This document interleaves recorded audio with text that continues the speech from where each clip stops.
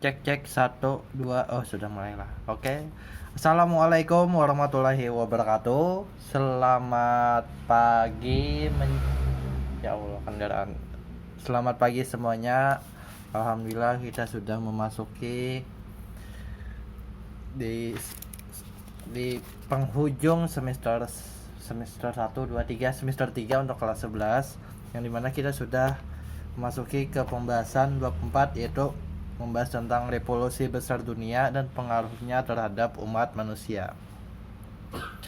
Nah, di sini bab 3 nih, kenapa jadi bab 3? Oke. Di dalam revolusi besar di dunia itu ya kebanyakan itu ada 4, yaitu revolusi Amerika, Perancis, Cina, Rusia, dan revolusi Indonesia 5 nih.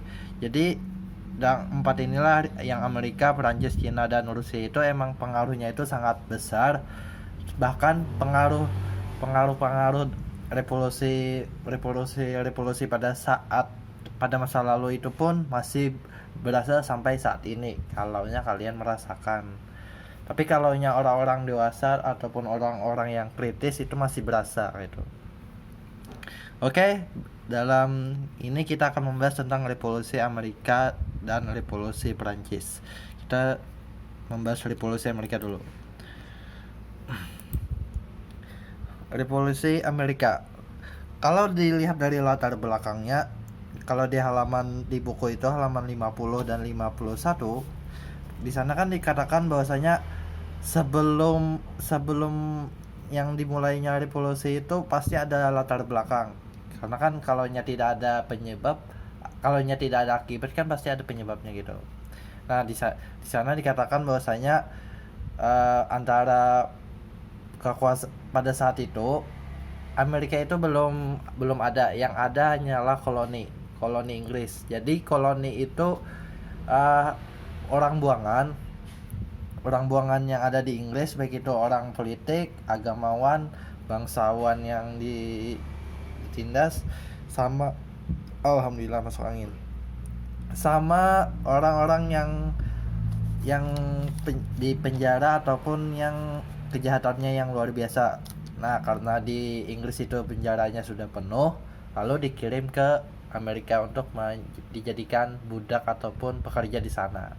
Nah, lama-lama kan yang yang dikirim ke Amerika itu kan pasti berbaur dengan warga lokal, itu orang-orang Indian. Dan pada saat itu ya terjadinya cekcok karena perebutan ke lahan. Dan itu setelah beberapa lama dibantai orang-orang penduduk asli, lalu orang-orang yang buangan itu membentuk sebuah komunitas, dan komunitas itu lalu membesar menjadi sebuah koloni. Nah, kalau diibaratkan itu, kalau nggak ngerti koloni itu apa, kita ambil ya semacam membentuk sebuah kota lah istilahnya gitu. Nah, di beberapa wilayah Amerika itu kan luas, mulai dari saat itu diperhitungkan mulai dari Kanada, dilihat dari peta itu mulai dari Kanada sekarang sampai ke Amerika Serikat bagian selatan dan bagian barat. Kau ini murah ingat. Nah, setelah beberapa koloni itu didirikan, lalu membuat peraturan sendiri, tapi masih dalam pengaruhnya oleh Inggris. Karena kan orang-orang Inggris itu gak mesti membuang orang, harus diawasi juga. Mereka tuh ya buahnya tuh apa aja di sana gitu. Nah, jadi jangan sampai kita membuang orang itu diibaratkan sebagai orang ini jadi dibebaskan, gak ada, harus dikontrol juga gitu. Nah, setelah beberapa sekian lama membentuk koloni di beberapa daerahnya masing-masing, lalu karena karena Eropa pada saat itu kan masih hendak mau menguasai oleh dunia baru. Dunia baru itu apa? Yaitu benua Amerika, mulai dari utara sampai ke selatan. Nah, di situ mulai dari Inggris, Prancis, Spanyol, Portugal dan Portugal siapa lagi? Itali. Nah, itu kan masing-masing mencari tanah untuk mencari tanah ataupun cari tempat jajahan baru, yang dimana apakah di tanah-tanah tersebut tuh apa itu bahasanya tuh, bisa bermanfaat atau tidak. Nah itu. Nah, kita masuk ke latar belakang tadi lah. Setelah beberapa sekian lama, nah revolusi lagi. Nang awalnya ditekan-tekan, nang diawasi itu kan merasa, oh ini kayaknya kami ini kurang lebih aja kayak itu. Kami ya bukan koloni ini, kami ini ya dibuang ke sini, tujuannya kan dibebaskan gitu. Dalam hukum Raja Richard kah George 2 kah George 3 kalau nggak salah, itu bahwasanya orang yang sudah dibuang dari kerajaan induk itu harus hidup mandiri, kada lagi tanggung jawab dari pihak kerajaan. Ada hukumnya seperti itu. Tapi kan yang namanya diawasi ya sama aja kayak itu, kada merdeka kayak itu. Oke. Setelah beberapa sekian lama, lalu diatur-atur kan bahasanya tuh, diatur-atur nang penduduknya sudah menetap di daerah masing-masing, diatur-atur oleh buan Inggris bahwasanya kan nih kami memberi tanah ini, tapi kamu harus bayar pajak ya, bayar pajak nang lain-lain, sampai pajaknya tuh terlalu tinggi. Di mana terlalu tinggi dikatakan di situ di halaman 51 itu ada mulai dari pajak gula atau undang-undang gula tahun 1764, yang dimana pajak terhadap impor gula kaum koloni Amerika itu harus tinggi. Jadi kan gula itu kan pada masa-masa itu emang komoditas yang paling tinggi, bahkan ya ibaratnya tuh lebih tinggi daripada emas.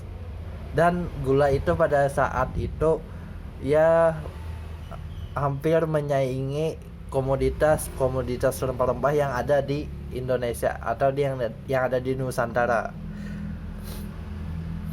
Karena buan koloni ini ketujuh gula juga kan, mau kada mau harus dibayar, harus impor, dan impor itu yang dulunya gratis lalu dipajaki. Nah dari situ mulailah memberatkan gitu.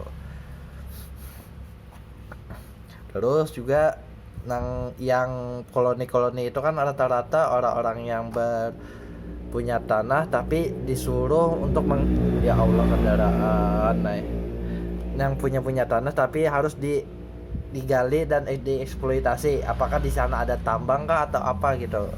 Nah dari situ kalaunya sudah ibaratnya kayak inilah, aku nih menyuruh buhanmu nang di PS4 memberi tanah sini ke daerah mana kayak itu, daerah Lalak lah. Nah setelah buanmu menempati tanah masing-masing, karena aku sudah memberi lo, harus ada imbal baliknya itu apa? Itu kalian harus menambang ataupun bercocok tanam di situ, dan tambangnya dan hasil tambangnya itu kamu jual pada aku, kada boleh ke lain. Kalaunya ikan menjual ke lain, aku ambil alih lahannya, itu maksudnya. Nah dari situ kan merasa berat, merasa dimonopoli, bahwasanya ini kami sudah memberi buahanmu ini berpandir dalam hati itu kayak, buahanmu tuh pian tuh Pak sudah memberi kami tanah, masa oke lah menjual wadah pian pulang, tapi sudah diberi minta pulang lah kayak itu, hasilnya kan kampret ya, kayak itu maksudnya. Semoga paham lah. Nah, dari pajak gula tadi, impor gula, terus ada undang-undang materai, yaitu pemberlakuan bahwa materai terhadap segala dokumen resmi yang dikeluarkan oleh Amerika. Amerika itu yaitu pada masa koloni. Koloni itu emang berdiri sendiri itu punya pemerintahannya seorang, punya ya bahasanya tuh punya pemimpin seorang di sana masing-masing, tapi uh, tujuannya tuh harus ke induknya tuh di mana ya, itu kerajaan Inggris. Boleh mengelola daerahnya sendiri, tapi ya sama setiap tahunnya tuh harus menyetor pajak lah itu. Tapi masalahnya nyetor pajaknya ini keterlaluan gitu. Boleh membuka mengolah undang-undang seorang, tapi harus dapat persetujuan dari pihak Inggris, pemerintahan Inggris gitu. Nah, terus yang di Undang-Undang Teh tahun 1773 yaitu monopoli teh. Isi dan aturan itu mengharuskan kaum koloni membeli teh kepada EEC atau Kongsi Dagang Inggris. Nah, disitulah mulainya ibaratnya tuh apa namanya tuh lah, kedinget aku mah bahasanya tuh puncaknya, hampir menuju puncak bahasanya. Bukan pedagang-pedagang Eropa lain tuh ada aja nih pedagang itu, tapi kami ini kada boleh menukari ke bukan pedagang lain. Misalkan ada bukan pedagang Belanda pedagang ke Amerika itu, tapi bukan kami ini kada dibolehin nukar ke situ ya. Bujurnya pang murah tapi kayak pepang lagi. Nah itu kan kalaunya sudah dilarang bahwasanya itu, kalaunya dilarang tuh kan pasti ada penyebabnya gitu. Kenapa gerang ada boleh. Nah dari situlah buat warga-warga koloni itu berpikir ada apa gitu, dan lama-lama pasti ini kayak mengekang juga gitu, kada mengekang dan tidak membebaskan kami mau seperti apa.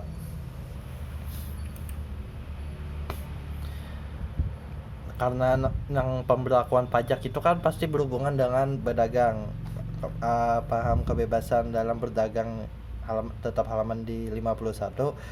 Paham kebebasan dalam perdagangan juga dianut oleh kaum koloni. Hal tersebut bertentangan dengan paham rasa berkuasanya pemerintahan Inggris atas koloni di Amerika. Jelas sudah, karena merasa apunnya lah itu.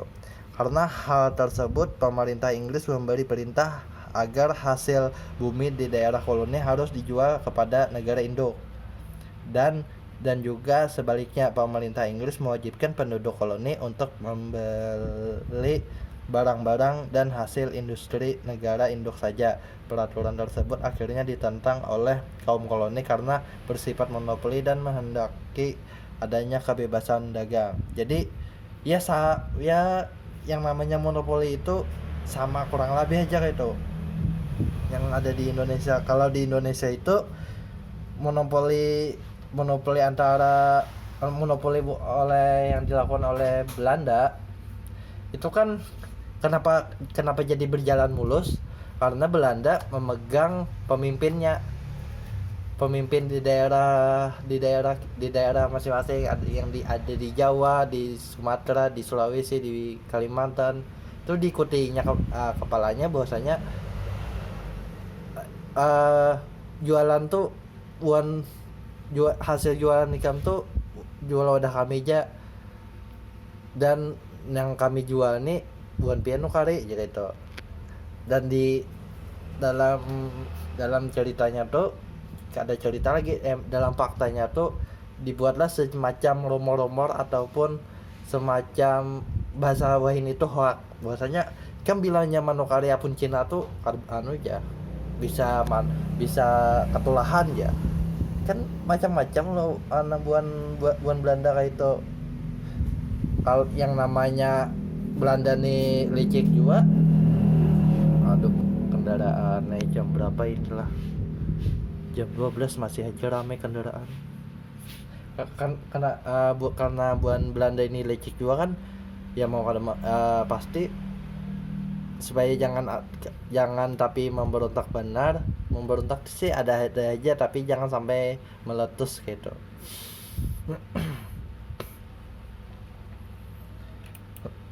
Oke, mana dah timbulnya kebebasan berdagang tadi, ya kurang lebih aja kayak itu memonopoli gitu. Bahwasanya nang yang di negara-negara lain ataupun kerajaan-kerajaan lain seperti Perancis, Belanda, Portugis, Spanyol itu bisa aja punya kau aja punya berdagang di Amerika, tapi kenapa pina buat karena si Inggris nih ampun tanah kayak itu loh, merasa ya terserah kami ya kayak itu. Dan koloni ini kan rata-rata bukan warga lokal, dan rata-rata mereka tuh warga-warga yang dibuang gitu. Dibuang tuh pasti bebas. Kenapa nih? Oke, timbulnya paham kebebasan dalam bidang politik. Itu ada di halaman 51 juga. Pemerintah Inggris tidak mendirikan koloni Inggris di Amerika, tetapi koloni Inggris diciptakan oleh pelarian-pelarian dari Inggris yang mendapatkan tekanan ekonomi, agama, sosial, dan politik. Kaum koloni menyatakan bahwa mereka adalah manusia merdeka yang membangun koloni di dunia baru. Paham tersebut bertentangan dengan paham pemerintah Inggris yang menganggap bahwa daerah koloni adalah jajahannya yang berdasarkan pada perjanjian Perancis tahun 1763.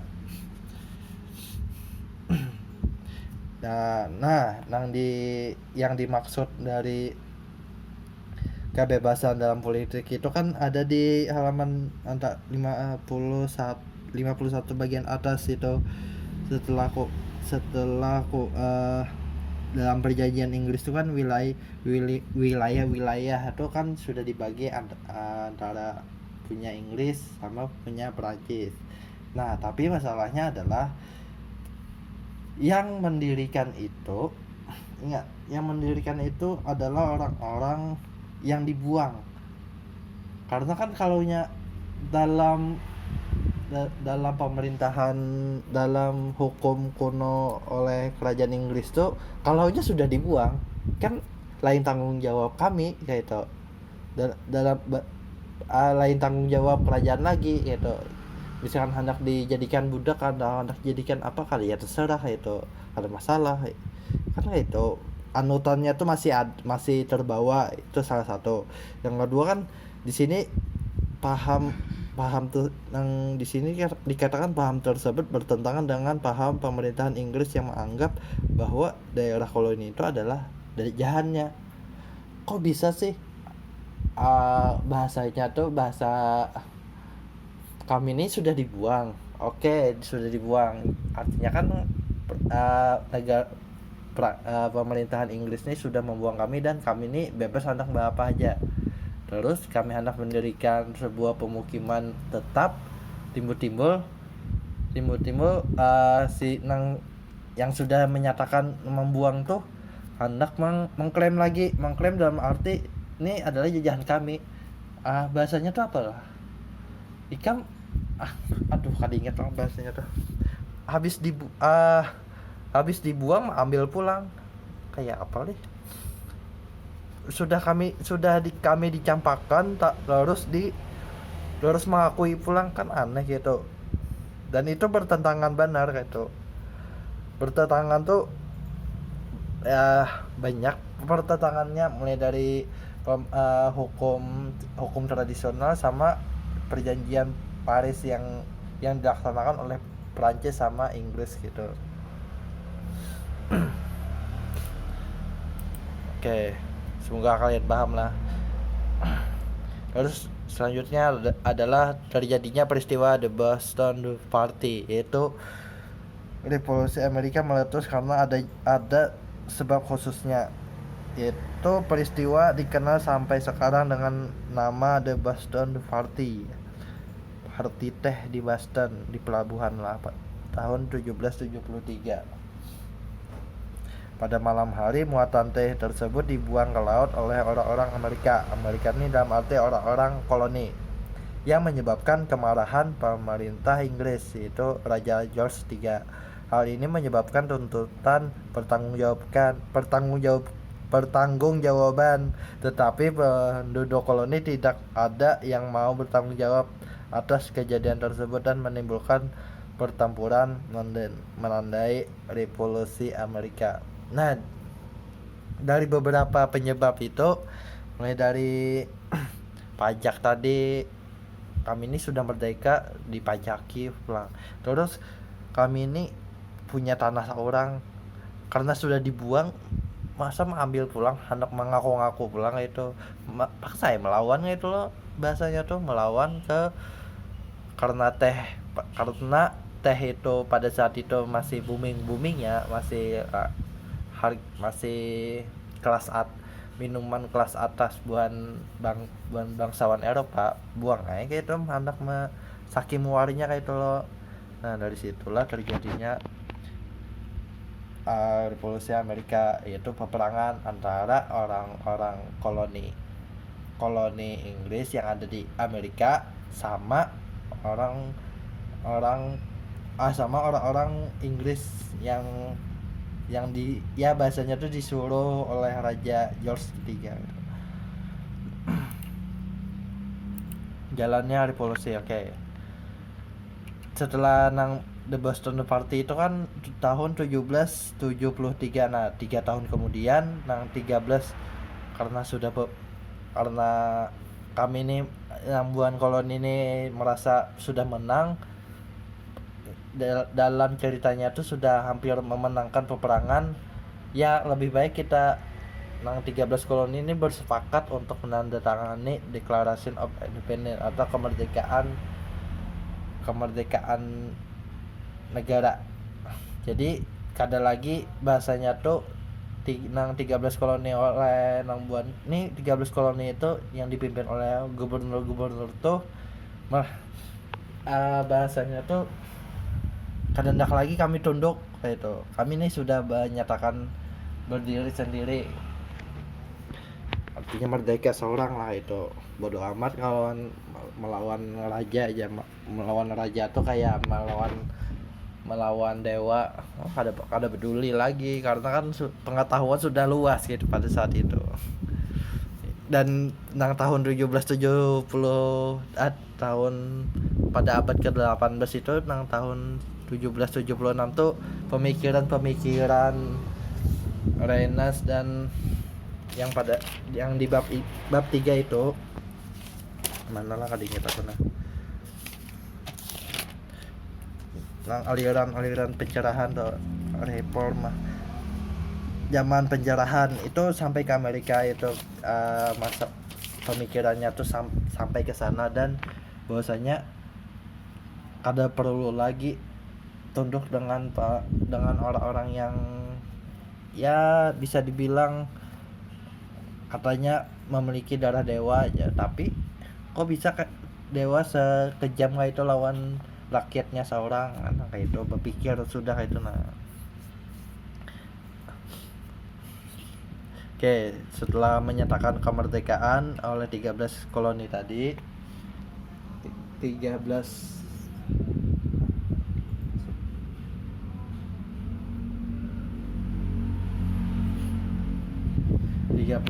oke lah. Pernyataan kemerdekaan Amerika menimbulkan ketegangan dan peperangan. Awalnya dari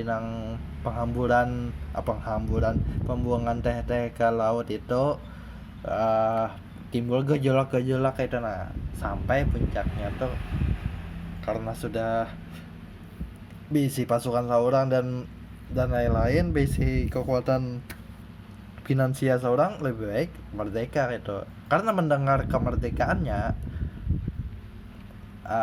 kalau mau kan pasti si Inggris tuh merasa wah ini nih apa bahasanya tuh bertentangan gitu. Diibaratkan kalau bahasa ini tuh menentang pemerintahan dan itu harus dibasmi. Nah dari situlah peperangan. Sama dengan kayak di Indonesia. Di Indonesia itu kan, Indonesia itu awalnya kan dimiliki oleh Jepang, oleh Kekaisaran Jepang. Nah Kekaisaran Jepang ini mengaku kalah, dan mengaku kalah tuh mereka tuh harus membuat perjanjian dan menyerahkan kekuasaan yang pernah dikuasai oleh Jepang itu harus diserahkan ke sekutu. Sekutu itu kan banyak, uh, Amerika, Perancis ya juga, Perancis, Inggris, dan Australia, Belanda juga kayak itu. Nah maukah, tapi kan dah terjadi adanya kekosongan.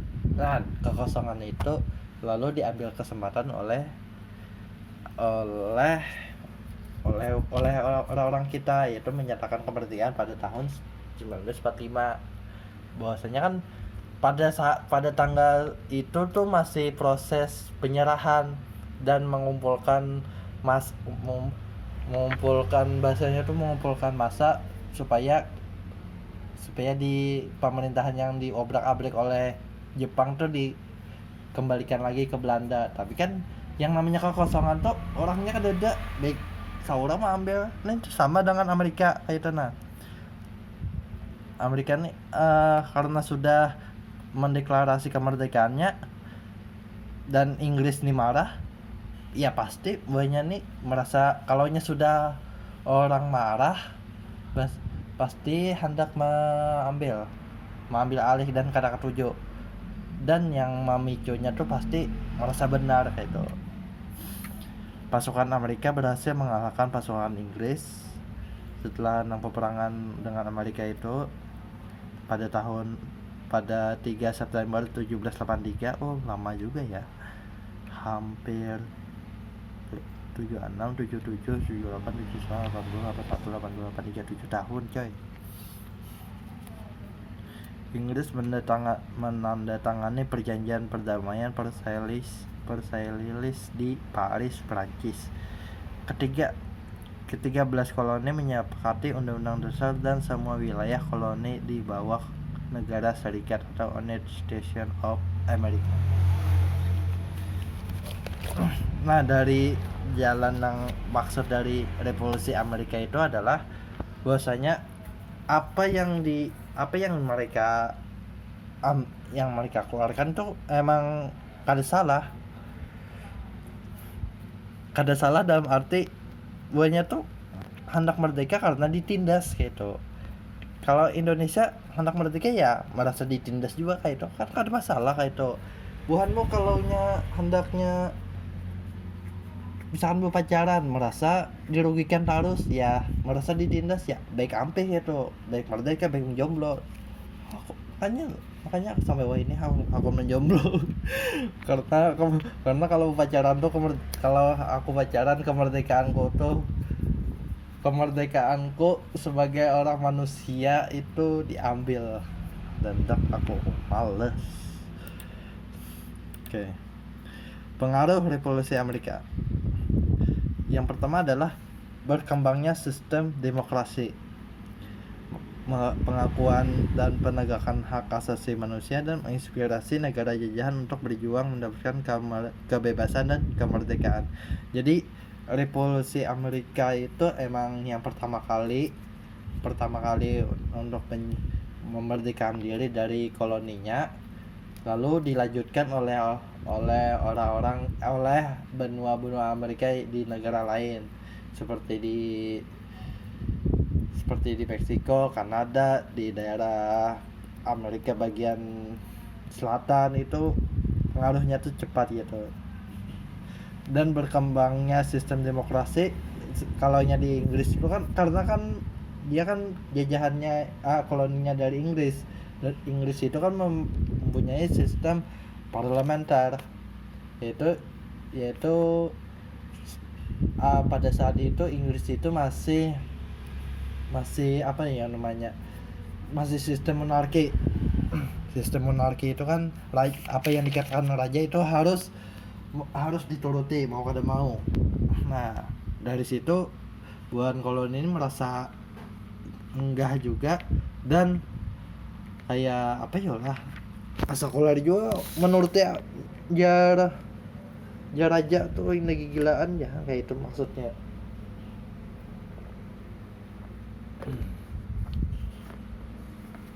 Sampai di halam nang karena karena ditindas itu kan merasa nang koloni-koloni yang memerdekakan diri itu bahwasanya kemanusiaan itu adalah hak segala-galanya. Nah dari situlah berkembangnya humanitarian, aliran yang menjunjung tinggi nilai-nilai kemanusiaan dan demokratisasi, berpengaruh terhadap timbulnya gerakan anti perbudakan atau abolisionis. Pada awalnya gerakan ini hanya didukung oleh kelompok Protestan yang tergabung dalam American Colonization Society dan berusaha mengirimkan orang-orang kulit hitam kembali ke Afrika. Kelompok ini akhirnya mendapat dukungan dari golongan dari gereja Asclepius atau Pensil yang memandang eksploitasi manusia sebagai hal yang merusak tatanan masyarakat Amerika. Jadi kalaunya untuk membahas revolusi Amerika ini emang kalau kita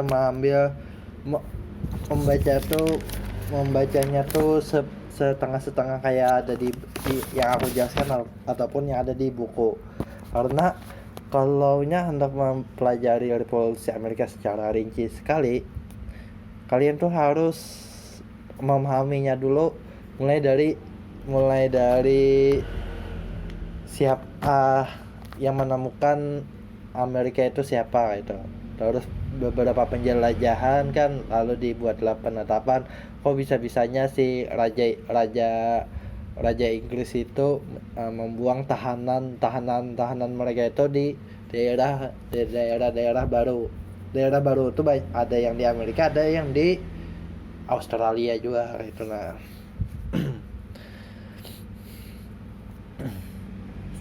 sampai revolusi Amerika ini pengaruhnya tuh sampai sekarang. Karena kan di sini dikatakan dewasa ini revolusi Amerika Serikat memberikan dampak yang sangat berpengaruh terhadap dunia. Seperti yang kita ketahui, Amerika adalah negara adikuasa setelah mereka melakukan perang dingin dengan Uni Soviet dan memenangi perang tersebut. Hal yang paling terlihat adalah perekonomian dunia yang berpusat dan diungguli oleh Amerika. Jadi dalam revolusi Amerika ini emang ya berhasil juga gitu. Sampai sekarang itu ekonomi itu ya hampir tuh hendak mempengaruhi seluruh dunia yang penggunaan dolar itu kan. Itu lain lagi ceritanya lah, karena kalau membahas di sini panjang tuh kisahnya tuh ya. Dan penuh konspirasi juga. Ini berapa menit lah sudah.